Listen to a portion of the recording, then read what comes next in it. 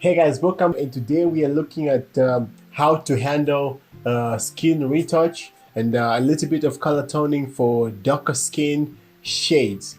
And this is Louis. Today we are going straight into the action. Now, first things first, I would like to apologize for the sound because I'm not using my mic today. I've got a problem with that, so I'm recording sound with my headset. Yep. Alright, so getting straight into it, we're gonna do some skin retouch and color toning for darker skin shades. The image we are going to work with today is in the description. You can get the download link in the description. It's been provided by Flowshop. You can look him up on Instagram and as well on the YouTube channel. They've got awesome content. Now, let's get right into it. So we've got our image right here. Before I begin to work on an image, the first thing I like to do is what I call eagle eye. This is where I get to zoom in on the image. I get to zoom in from the top all the way to the bottom. I'm just looking for what's in the photo at the moment. All the blemishes, the things that are not supposed to be there. What is preventing this photo from looking as good as it could. But yeah, basically the purpose of eagle eye is to zoom in and see what you couldn't see from afar. For instance, this broken hair here, there are lots of these and other things on her face that couldn't be noticed, things like hairs and yeah, that too. This is probably some break off from the makeup brush. So on set, these are things that you may not see. It's normal, these things happen, but that's why we have post-production. So you need to take your time, analyze the image from every angle possible, look out for what's not supposed to be there, and just browse through and have a good look at it, and already you know what you need to be working with. We've got one background image, which is this. So the first thing I like to do is duplicate it by dragging it over the new layer. There you have it. So I'm gonna call this the work. This is for safety in case something goes wrong. So we're gonna get rid of all the blemishes. Now when I say blemishes, I'm talking about things that are not supposed to be on your face. Now, a scar is not supposed to be on your face, but compared to a pimple or a black spot, they have a difference when it comes to time frame or existence. Pimples are not going to stay on your face longer, but a scar may be there forever, or a birthmark, those things may be there forever. This is a discussion you may want to have with your client. A birthmark and a scar has become something that is part of the person's identity, okay? So for pimples, this is something you may see today on somebody's face, and in a couple of days after, you won't see it anymore. Like for example, this one here and that one over there. Especially women, they do take care of the faces pretty well, and you won't find that hanging there for more than 3 days. So everything that is disposable, I can say, needs to go. So I'm gonna click on J on my keyboard and click on the spot that you feel is not needed in the photo. So let's go. Bam. Now I like to start from the top, like I said, going down. The size of your brush should change, adjust it according to the size or the area in which you are getting rid of something, so you don't affect other innocent features of the texture.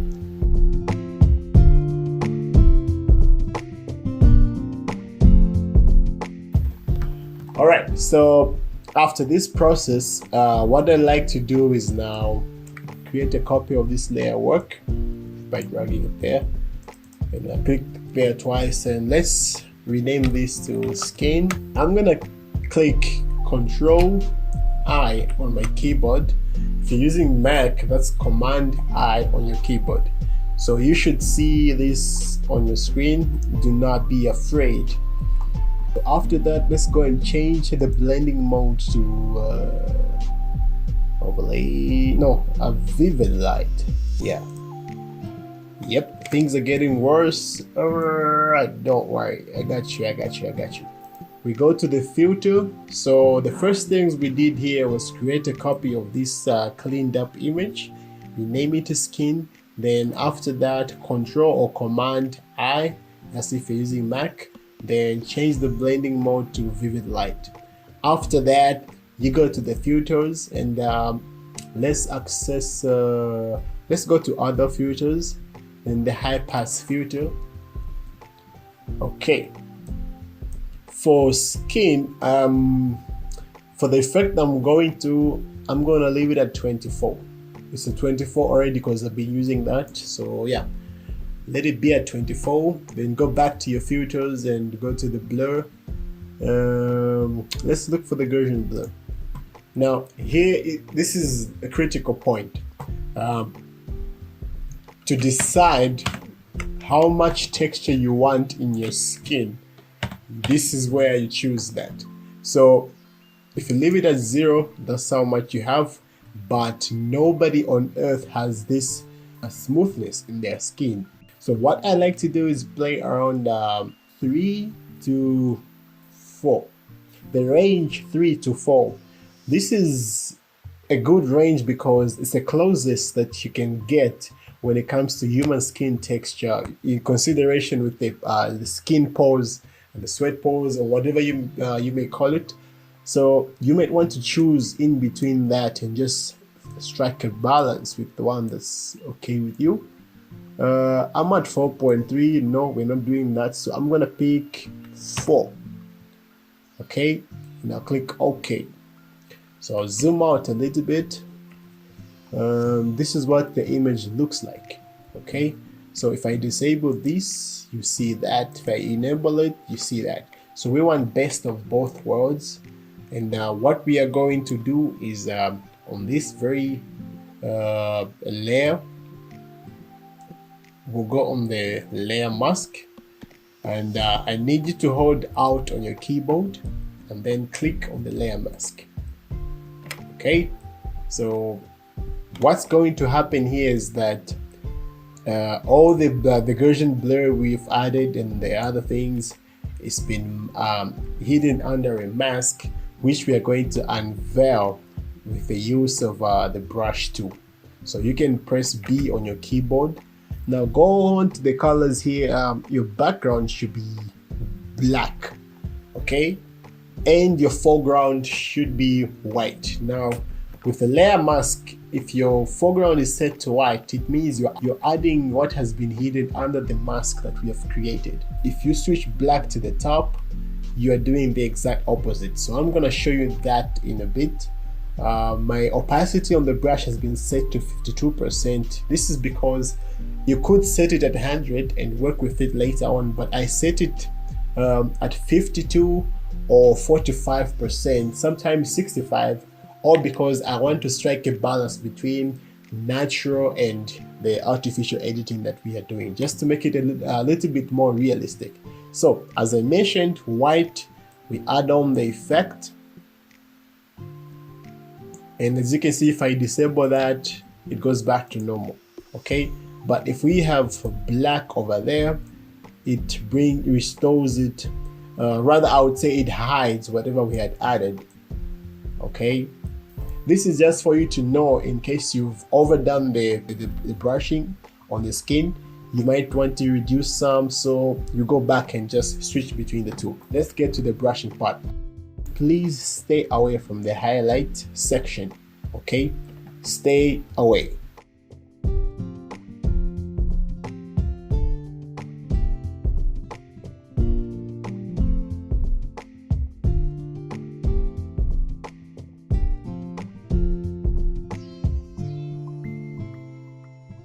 Remember what I said? Eagle eye. So this is second time you're gonna do that. Zoom in, have a look from the top to the bottom, and see if there's still work that needs to be done. So already I can tell this section is still pretty much the same.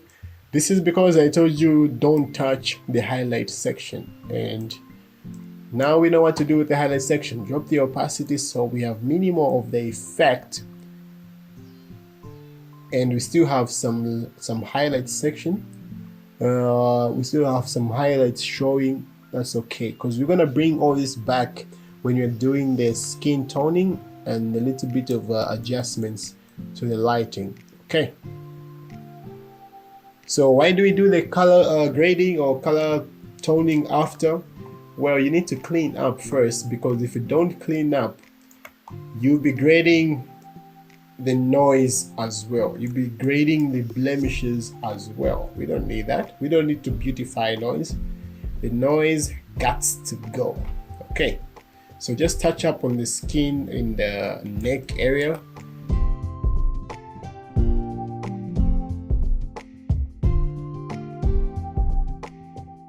What are the results? I think we need to do some more here. All right. So if you look at this part of the skin and the work before, there's a massive difference. Okay. So what I like to do now at this point is I'll create a copy of this layer again. That's backup. Okay. In case working on this image going forward gives us a problem. So I'm going to click this and click on the top layer, and I'm gonna merge these two to make it become one, because I know for sure I'm done with all my my touch-up business. So back to the V on the keyboard. So what I need next is to work with dodge and burn. I need to darken sections of the eyes and the eyelashes and the eyebrows, as well as brighten sections of the eyes that need to. Okay, so we go with the dodge tool. So go into the eye. I'll drop it a little bit at 30 because I don't want that's too much. So I'll go all the way to 13. Okay, because if you make this too white, the veins in the eye will disappear and it's not going to look natural. Nobody has pure eyes like that.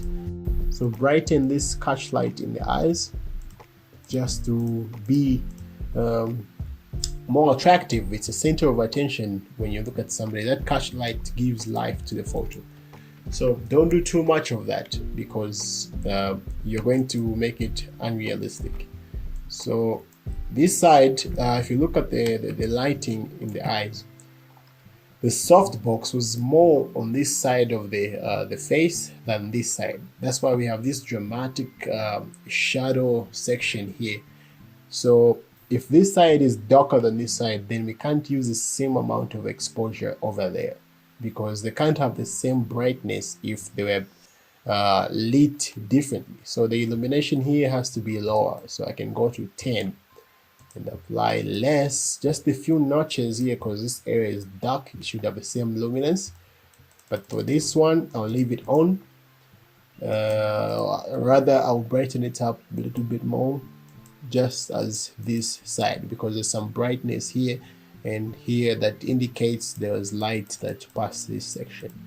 So I need to give this side more life than the other side to maintain the realistic blend with light.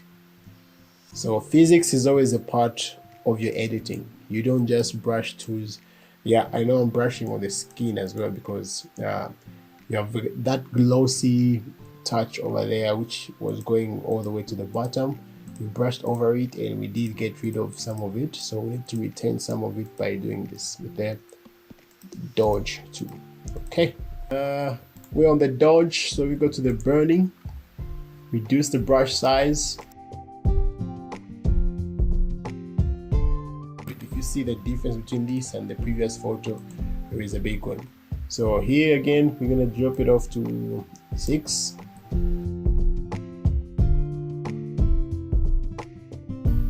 So let's get to the lips now. Still dodge and burn. What I will do again, I will create a backup of this guy, duplicate, and merge this one and this one together. Okay. We lost some lip gloss over here. You can see the darker tone is now getting the best of me and I don't like it. So yeah, here it's darker than this side, so we're gonna have to use the darker side.